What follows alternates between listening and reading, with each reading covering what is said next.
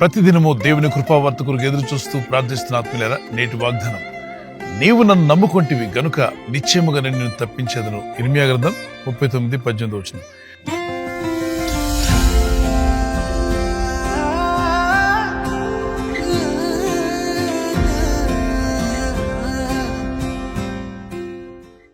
ఈ వాగ్దానం ఎత్తి ప్రార్థిస్తున్న ఆత్మీయులందరి జీవితాల్లో శోధనల నుండి మీరు తప్పించబడుదురుగాక. మీరు ఎదుర్కొంటున్నటువంటి ఈ సమస్యను జయించుటకు శక్తి సామర్థ్యాలు ప్రభు దయచేయునుగాక. కీడు నుండి దేవుడు మిమ్మల్ని తప్పించునుగాక. ప్రమాదముల నుండి దేవుడు మిమ్మల్ని తప్పించునుగాక. సమస్త విధములైనటువంటి చీకటి శక్తులు, వాటి ప్రభావం నుండి ప్రభు మిమ్మల్ని, మీ కుటుంబాలను తప్పించి కాపాడునుగాక. సకల దుష్టత్వం నుండి కూడా దేవుడు మిమ్మల్ని తప్పించునుగాక. ఈ లోకంలో జీవిస్తున్నప్పుడు ఎందరినో మనం నమ్ముతూ ఉంటాం. కొంతమంది నమ్మిన వారిని నయవంచన చేస్తూ ఉంటారు. అరే, నమ్మించి మోసం చేశారని బాధపడతాం. కానీ దేవుని వాక్యం సెలవిస్తుంది, 118వ కీర్తనలో అంటాడు, మనుషులను నమ్ముకున్నట్టు కంటే యెహోవాను ఆశ్రయించటం మేలు, రాజులను నమ్ముకున్నట్టు కంటే సృష్టికర్తైన దేవుని ఆశ్రయించటం మేలు. మనుషుల పట్ల నమ్మకం కలగడం తప్పేం కాదు, కానీ వారికంటే కూడా దేవుని యందు విశ్వాసం ఉంచు, దేవుని యందు నమ్మిక ఉంచు. మనుషులు నమ్ముకున్నట్టు కంటే, రాజులను ఆశ్రయించడం కంటే యెహోవాను ఆశ్రయించటం మేలు. ఇక్కడ రాజులు ఉంటారు, గతించిపోతారు. మనుషులు వస్తారు, వెళ్ళిపోతూ ఉంటారు. కానీ దేవుడు నిరంతరము నిలిచి ఉన్నాడు. ఆయన నిన్న నేడు నిరంతరం ఏకరీతిగా ఉన్నాడని హెబ్రీ పత్రిక 13:8 రాయబడింది. ఆయన మాట తప్పని వాడని 146వ కీర్తన 6-7 వచనాల్లో, ఆయన అబద్ధ మాట జాలిన వాడని హెబ్రీ పత్రిక 6:18, దేవునికి సమస్తము సాధ్యమేనని ఆదికాండం 18:14, సర్వశరీరులను సృష్టించిన నాకేదైనా అసాధ్యమైందంటూ కలదా అని ప్రభు ప్రశ్నిస్తున్నాడు. ఇర్మియా గ్రంథం 32:27 వచనంలో, ఆయన విశ్వాసం ఉంచినప్పుడు ఆయనకి సమస్తము సాధ్యమే. మార్క్స్ 10:27లో, దేవునికి సమస్తము సాధ్యమే. With God all things are possible if you believe the same God. నువ్వు ఆయన మీద విశ్వాసం ఉంచి, ఆయన మీద నమ్మిక వచ్చినట్లయితే నమ్మవానికి సమస్తము సాధ్యమేనని మార్క్స్ 9:23 ప్రభు సెలవిచ్చున్నాడు. సమస్త విధములైన కీడు నుండి, అపవాది సంబంధమైనటువంటి చీకటి శక్తుల నుండి, దురాత్మ అంధకార శక్తుల యొక్క ప్రభావం నుండి, ప్రమాదముల నుండి, ఆర్థిక ఇబ్బందుల నుండి, మరి శత్రు భయం నుండి ప్రభు మిమ్మల్ని తప్పించి కాపాడి ఆయన నామాన్ని ఘనపరచుకును గాక. ఈ వాగ్దానం ధ్యానిస్తున్న ఆత్మీయులారా, ఒక కీర్తన పాడుకుందాం. మనుషులను మోకొని మధ్యపడ్డాను, మనుషులను మోకొని మధ్యపడ్డాను, సత్యవంతుడ ఆశ్రయుడవని చెంతకు చేరాను, సత్యవంతుడ ఆశ్రయుడవని చెంతకు చేరాను. యేసు నీవే ఆధారము, యేసు నీవే నా ప్రాణము, యేసు నీవే ఆధారము, యేసు నీవే నా ప్రాణము.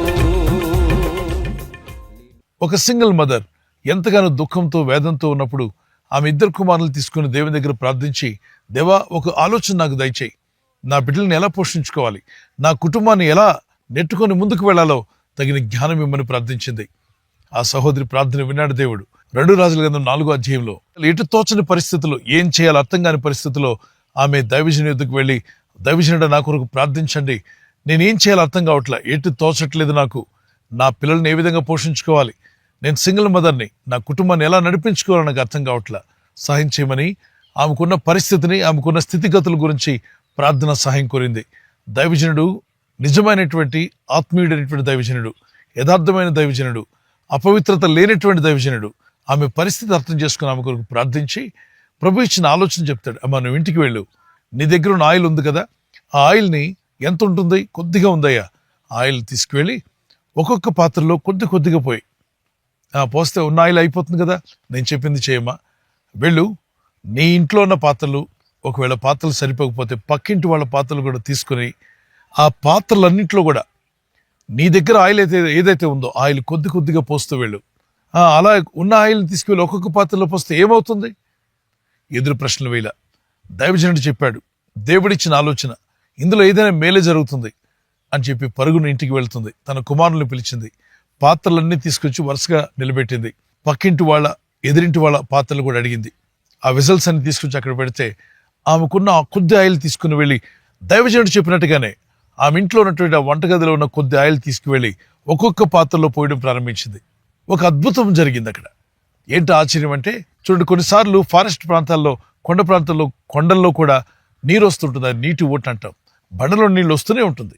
ఎంత నీరు తీసినా ఇంకా నీరు కొత్తగా ఉబ్బుక్కుంటూ వస్తుంది. ఇక్కడ అదే జరిగింది. ఆయిల్ ఉబ్బుక్కుంటూ వచ్చేస్తుంది. ప్రతి పాత్ర కూడా అంచుల మట్టుకు ఆయిల్ నిండిపోయింది. ఈ అద్భుతాన్ని గమనించిన తల్లి ఇద్దరు కుమారులు ఇంట్లో పెట్టి ఈ విషయాన్ని ఇరుగు పొరుగు వారికి చెప్పకుండా పరుగును వెళ్లి, దైవజనుడా, మీరు చెప్పినట్టుగా నేను చేశాను. పాత్రలన్నీ సమకూర్చి నా వంటగదిలో ఉన్న ఆయిల్ తీసుకువెళ్ళి ఒక్కొక్క పాత్రలో పోశాను. మరి ఏమైందమ్మా అని అడిగారు. అద్భుతం జరిగింది. సర్ప్రైజింగ్ మెరకల్ జరిగింది. ఏంటా మెరకల్? ప్రతి పాత్ర కూడా అంచుల వరకు నూనెతో నిండిపోయింది. ఏం చేయమంటారు అని అడిగింది. అప్పుడు దైవజనుడు చెప్పాడు, నువ్వు ఇంటికి వెళ్ళి ఆ పాత్రల నూనె అమ్మిన తర్వాత ఆ వచ్చిన అమౌంట్ని అప్పు తీర్చేసుకో. ఆ అప్పు తీర్చిన తర్వాత మిగిలిన నూనె వస్తూ ఉంటుంది. దాంతో మీ జీవనాన్ని గడపండి. మీరు మీ పిల్లలను పోషించుకునే విధంగా దేవుని సహాయం మీ వద్దకు వస్తుంది అని చెప్పన్నాడు. అంతే, ఆమె ఇంటికి వెళ్ళింది. ఆ పాత్రలో ఉన్న నూనెని తీసుకువెళ్ళి వీధిలో పెట్టి అమ్మడం ప్రారంభించింది. అనేకులు వీధిలో వాళ్ళు వచ్చి నూనె కొనడం ప్రారంభించారు. వచ్చిన అమౌంట్తో అప్పు తీర్చుకుంది. మిగిలిన ఆయిల్ వస్తూనే ఉంది. ఆమె జీవనాన్ని గడిపింది. ఆమె కుమారులు పోషించబడ్డారు. చూడండి, ఒక ఆయిల్ బిజినెస్ దేవుడు వారికి దయచేశాడు. దేవునికి సమస్తము సాధ్యమే. ఈరోజు కష్టంలో, బాధల్లో, ఇబ్బందుల్లో ఉన్నానని కృంగిపోవద్దు, నిరుత్సాహపడొద్దు. ప్రార్థించండి. ఈ వాగ్దానం ఎత్తి, ప్రభా, నువ్వు సెలవిచ్చున్నావు, నీవు నన్ను నమ్ముకుంటేవు గనుక నేను నిన్ను తప్పించదనన్నావు. ఇదిగో ఈ శోధన నుండి మమ్మల్ని తప్పించండి, ఈ కీడు నుండి మమ్మల్ని తప్పించండి, ఈ వ్యాధి రోగముల నుండి కూడా మమ్మల్ని తప్పించండి. ఆయన శత్రు భయం నుండి తప్పించండి, దురాత్మ అంధకార చీకటి శక్తులకు ప్రభావం నుండి మమ్మల్ని తప్పించి ప్రభు అని ప్రార్థన చేస్తుండగా దేవుని సహాయం ఎదుగు రాబోతుంది. దేవుని అద్భుతమైన సహాయం మీరు పొందుదురుగాక. ఆపదల నుండి, ప్రమాదం నుండి, సకల విధమైన కీడు నుండి తప్పించి మీ కుటుంబాలను కాపాడునుగాక. ప్రార్థన చేసుకుందాం. పరలోకమందున్న మా తండ్రి, నీ యందు విశ్వాసం ఉంచి ప్రార్థిస్తున్న ఆత్మీయులందరినీ బలపరచువాడు, దీవించువాడు నీవై ఉన్నావు తండ్రి. నీ యందు నమ్మిక వచ్చిన వీరి జీవితాలను కీడు నుండి తప్పించండి, వ్యాధి రోగం నుండి తప్పించండి, ప్రమాదం నుండి తప్పించండి. ప్రభువా, నువ్వు సెలవిచ్చున్నావు, నీవు నన్ను నమ్ముకుంటేవు గనుక నేను నిన్ను తప్పించదనన్నావు. ఈ రోజు ప్రార్థించి ప్రయత్నించబోతున్న శంకుస్థాపన అయిన, గృహప్రవేశమైన, ఒక బిజినెస్ ప్రారంభిస్తున్నా, ఉద్యోగ ప్రారంభానికి వెళ్తున్నా, ఒక మంచి కార్యక్రమాన్ని ప్రారంభిస్తుండగా, నేను వారి బిడ్డల వివాహం కొరకు ప్రయత్నాలు చేస్తుండగా, వారు చేస్తున్న ప్రయత్నాలు ఫలించలాగున మీ దూతలుగా ఆజ్ఞాపించండి. ఎవరైనా హాస్పిటల్లో ఉన్నా, ఐసీయూలో ఉన్నా, ప్రభు, ఎవరైతే సీరియస్ కండిషన్ లో ఉండి బాధపడుతున్నారో వారికి యేసు నామములో స్వస్థతను అనుగ్రహించండి. కృంగిపోయిన వారిని లేవనెత్తండి. మీ గాయపడిన హస్తమును చాపి వారికి ఉన్న సకల రోగాల నుండి విడుదల ఇచ్చేయి. వారిని లేపి నడిపించడాన్ని సాక్షులుగా నిలబెట్టుకోండి. ఈ ఉదయకాలం ప్రతి రోగి యేసు నామములో స్వస్థత నొందునుగాక. తండ్రి, ఈ దినం ఎవరైతే ప్రయాణమై వెళ్ళబోతున్నారో, అది రైలు మార్గమైనా, ఆకాశ మార్గమైనా, బస్సుల్లో, వాహనాల్లో ఎక్కడ ప్రయాణం చేస్తున్నా, రోడ్డు మార్గంలో ఏ వాహనంలో వారు ప్రయాణం చేస్తున్నా, ఈ ప్రజలకు కాపాడే దూతలను పంపండి. సకల దుష్టత్వం నుండి వీరిని తప్పించి కాపాడి వీరిని, వీరి కుటుంబస్తుల్ని సాక్షులుగా నిలబెట్టుకోమని యేసుక్రీస్తు పరిశుద్ధ నామములో అడుగుచున్నాను పరలోకపు తండ్రి. ఆమేన్, ఆమేన్. God bless you.